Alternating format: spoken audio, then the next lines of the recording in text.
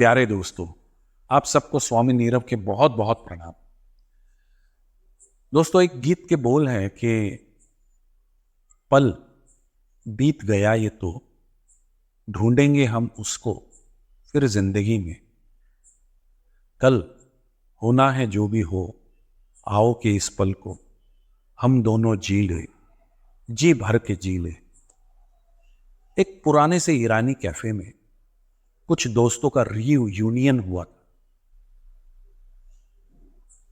उसमें कुछ लड़कियां थी, कुछ लड़के थे कॉलेज के। वो कॉलेज ईरानी कैफे के बाजू में ही पड़ता था। कई सालों बाद वो फिर से वो ग्रुप इकट्ठा हुआ था जो पहले उसी कैफे में आके उसी बेंच पे बैठ के उसी कुर्सियों पे बैठ के खूब मौज मस्ती किया करता था। आज भी पूरा माहौल वही था। मौज मस्ती कर रहे थे, गॉसिप, हंसी के ठहाके, शिकवे शिकायतें और एक बहुत रौनक भरा माहौल उस कैफे में कई दिनों बाद लौटा था।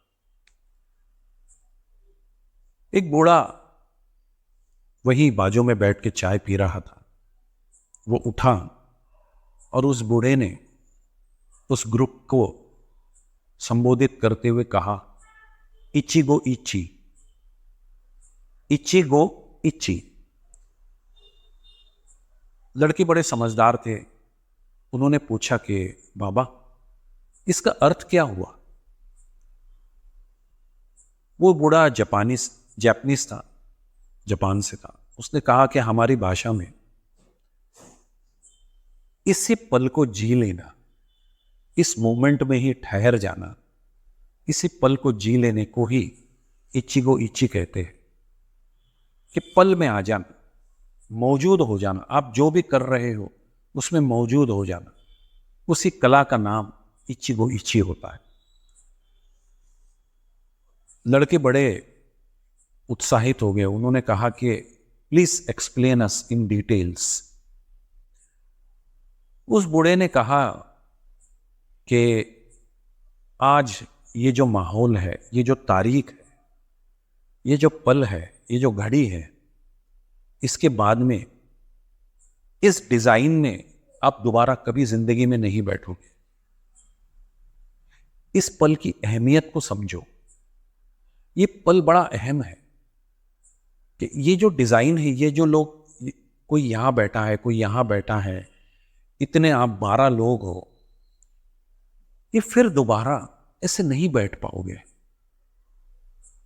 तो इस क्षण का भरपूर उपयोग ले लो, इस क्षण को भरपूर जी लो, इसका रस निचोड़ लो, ताकि कोई शिकायत ना रहे, कोई शिकवा ना रहे कि मैं वहां गया लेकिन मैं वहां मौजूद नहीं था। इसी को इचिगो इची कहते हैं कि आप कहीं पे भी हो, उस क्षण का भरपूर उपयोग ले लो।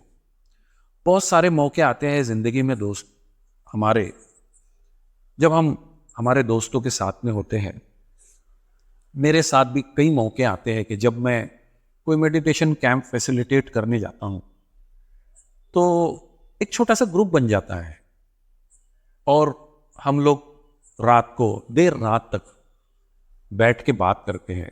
शायद ही कोई मेडिटेशन फैसिलिटेटर ऐसा करता होगा, लेकिन आई लव इट कि एक अनजाने लोग बैठे हैं और इतने दिल मिल गए उनके।